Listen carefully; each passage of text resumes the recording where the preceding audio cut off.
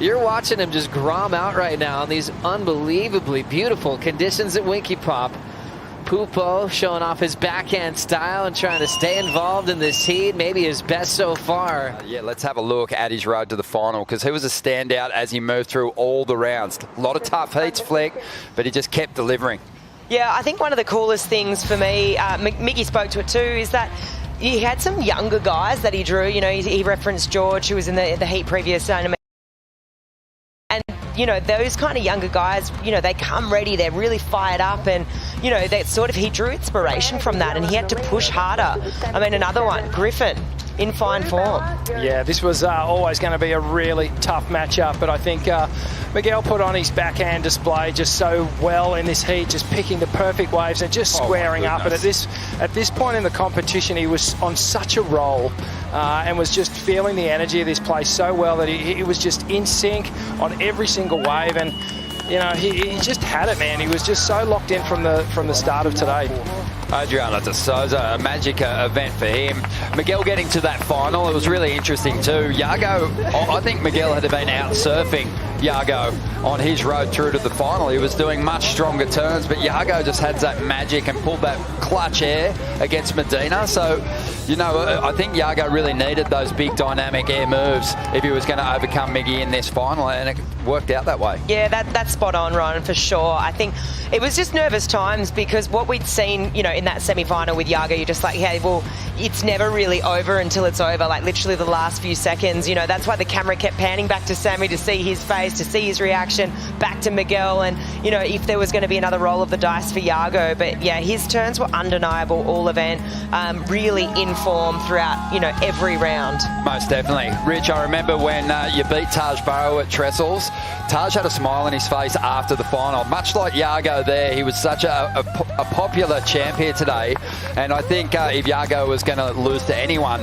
in the entire field, Miggy, I think he can cop that. So well liked, and you know, when the coaches and all the other surfers and everyone's rallying around your victory, and it's a super popular one, you know, that speaks volumes to the human that he is. And you know, I'm not saying, you know, all these competitors, they earn their victories. Gabriella Bryan earned her victory, but Miguel Pupo wouldn't have necessarily been at the top of people's fantasy surfer picks, whereas Gabriella Bryan would have. So he's earned a lot of respect from everyone around the world for actually getting the championship bell here at Bells. And mate, he is, like we said, etched himself in history now. Agora vai vestir essa porra.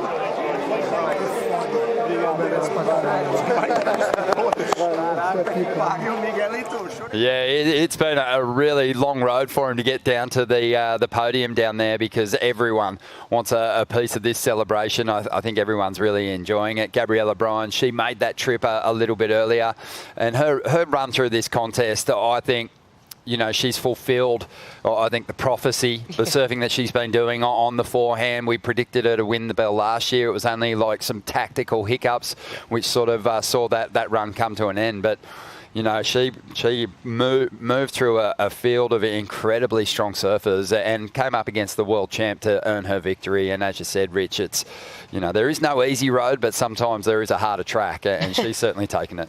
Yeah, absolutely. You know, just that power that she possesses it's undeniable, and she's literally just sort of blowing her competitors out of the water. As we have a look at the Rip Curl Pro Bells Beach finals bracket on the women's side, and it really wasn't an easy road for Gabriella Bryan either, coming up against last year's winner Isabella Nichols in the semi-finals, and she surfed incredibly well as well.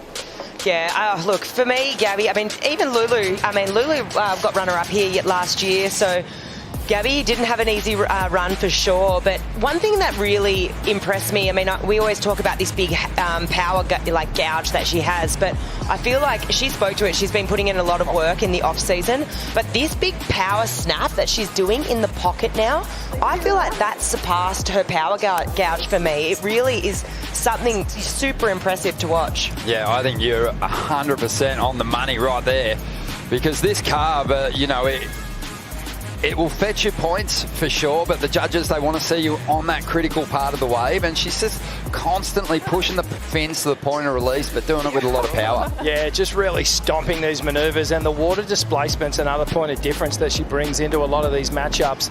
And of course, coming up against the world champion Molly Picklum, who was desperate to get her hands on the bells, and she's been denied with surfing like that, but it's undeniable. And totally agree with what you guys are both saying. That, for me in particular, it was possibly the manoeuvre of the event on the women's side. Yeah, I think this is a two-turn combo at this moment, followed by, it's this tack into, a second turn. Look at that thing. Are you kidding me? There was so much venom in that, so much sting. And yeah, for me, really most improved when it comes to that turn in the off-season. So yeah, she's making her mark for not just one but two kind of statement moves there for Gabriella Bryan now. She was guilty of having the odd fall as well, like a year or two ago, and she's tidied that up beautifully, looks so stable on her boards, which look incredible under her feet now.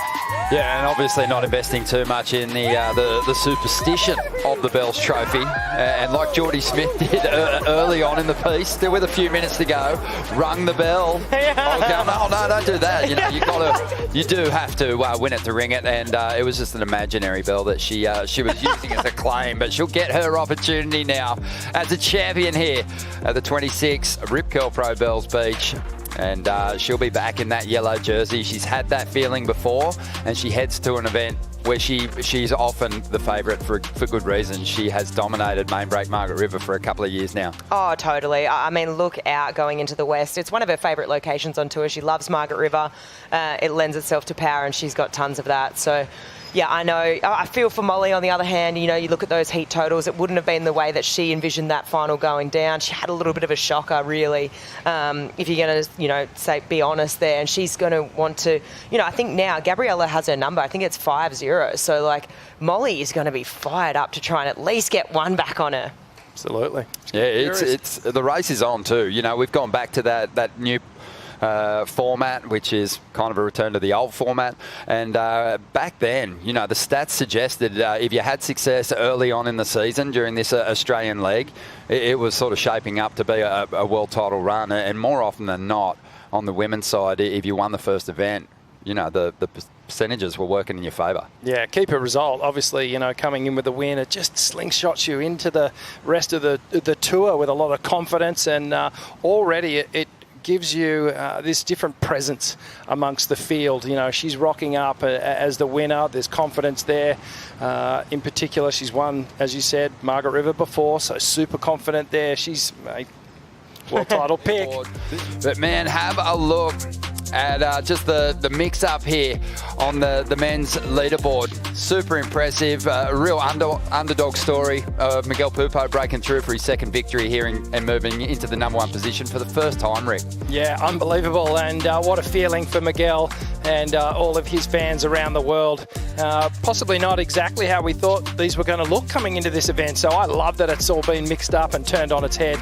But a great moment here. Can Miguel just hold on? We're going to take the best results from the three Aussie events, and we're going to give away some cars at the end of it, which is really cool. And those ratings there just kind of mirroring what the men's ratings look like on the actual tour now as well. So really cool to see Miguel up there. It is. Let's have a look at what's happening on the women's side. We saw some really strong performances from, I think, surprise performances is the best way to describe it. Alyssa Spencer carried the momentum after winning the last Challenger Series event flick, and much like Miguel Pupo, her backhand was precise, sharp, and has helped her start the year with her best ever CT result. Oh, totally. I mean, it was the first CT that she locked in an excellent ride, and I just feel like once that moment happened since yesterday, taking it to today in the semi-finals, yes, things just were really flowing for her. I'm looking forward to seeing what she can do in Margaret River. I look to these Aussie treble rankings, right, and you just can't go past Gabriella. She just spoke to it. I love West Oz. I've won there twice before, and that's the next hunting ground for her. I mean, it's going to be hard to it's kind of like she's already got, one hand set on the keys of the tank, because, I mean, who's going to beat her and who's going to challenge her in Margaret River? So, yeah, I look forward to watching that all unfold, and then obviously you've got the Gold Coast after that. It's going to be a lot of fun to watch it all go down.